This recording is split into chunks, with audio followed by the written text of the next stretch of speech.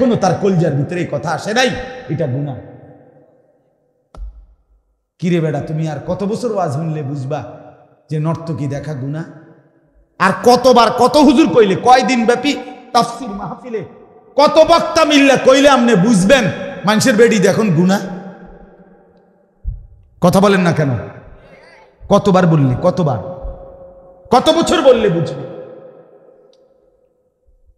নাচ গান দেখা, নর্তকী দেখা, ছবি দেখা, নাটক সিনেমা দেখা, এটা গুনাহ না? আরে কথা কয় না কেন? সবাই বলেন না পাপ কিনা এটা? তো এটা কখন বুঝবেন? আপনার ঘর থেকে এই গুনাহ বন্ধ করবেন কখন?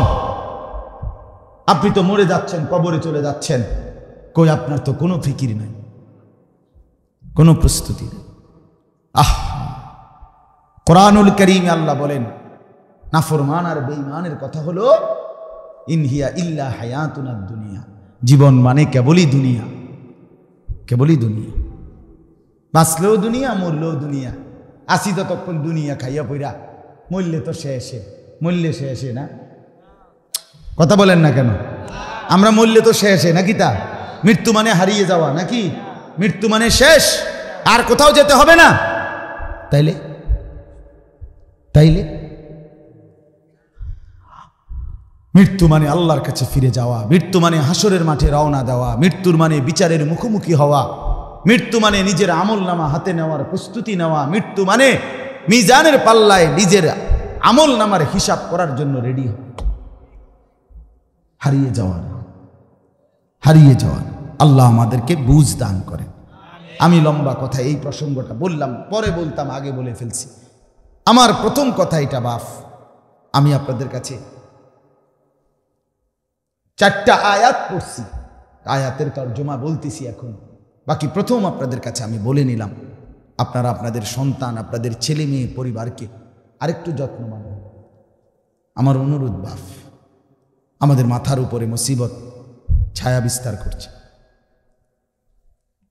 হ্যাঁ, আমাদের ছেলেদের যে পরিমাণ গাফলতি, মেয়েদের গাফলতি, উম্মতের মুসলমান নারী পুরুষ যে পরিমাণ মোবাইল নিয়ে ব্যস্ত, এত এত খামখেয়ালি, এত সারাদিন মোবাইল টিফা, এত টাকার অপচয় অপব্যয়, খোদার কসম এটা রাজার ভান্ডারও ফুরায় দিবে, রাজার ভান্ডারও ফুরায়। আমার নওজোয়ান ভাইয়েরা, সবার কাছে অনুরোধ, হাতে ধরা মোবাইলটা পকেটে নিয়ে আনেন।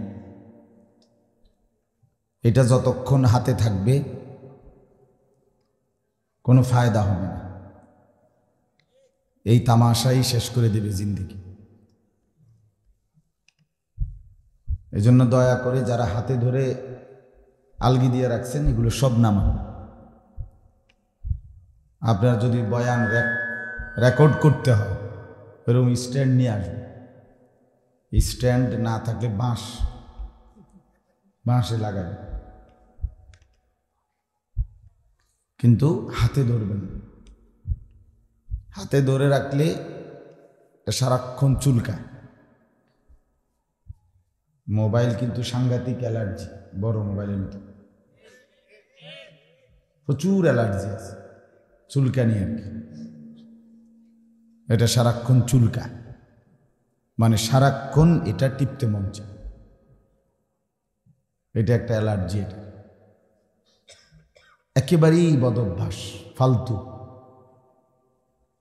প্রয়োজনের মধ্যে আর সীমাবদ্ধ থাকে না। অপ্রয়োজনে অযথা অবহেলা, খামখেয়ালি জিন্দিগিটাই একসময় বরবাদ করে দেয়।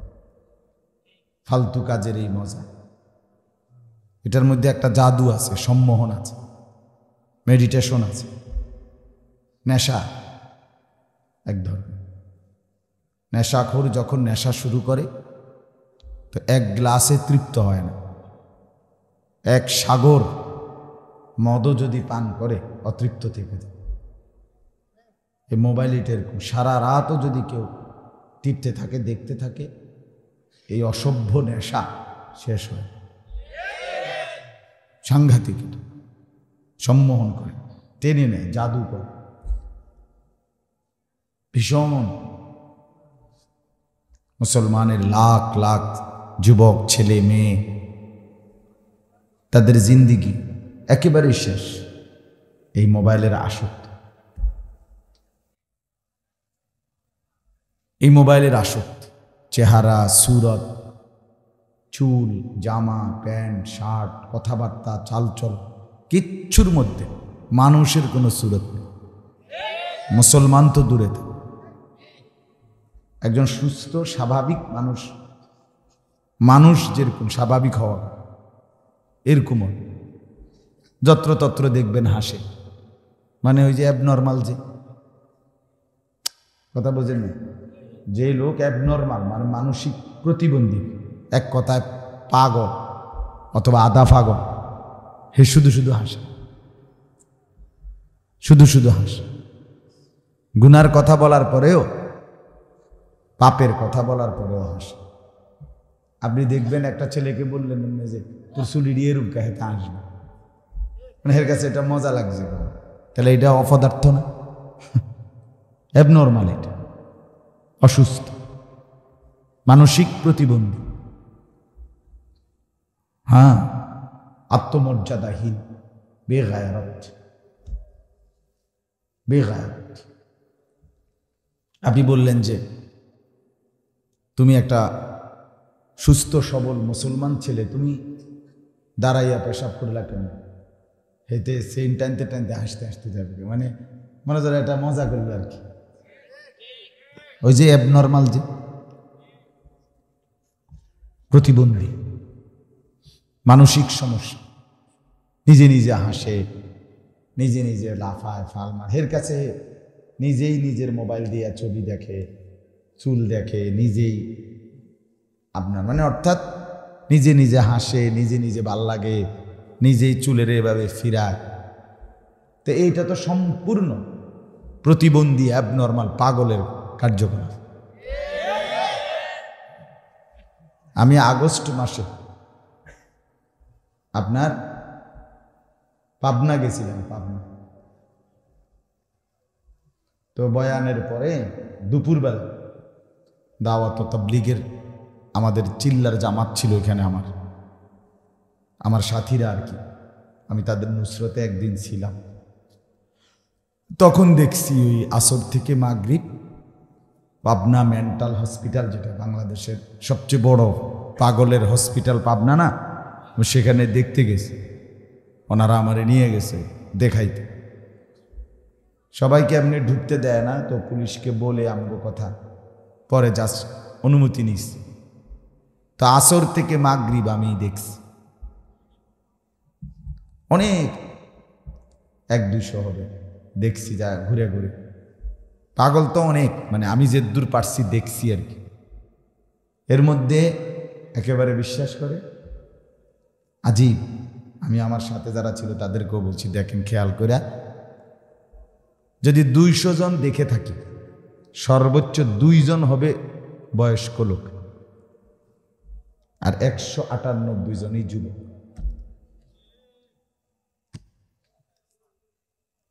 এটা রসিকতা না দোস্ত,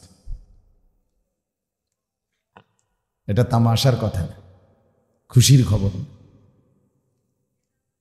198 জনই যুবক, পাগল।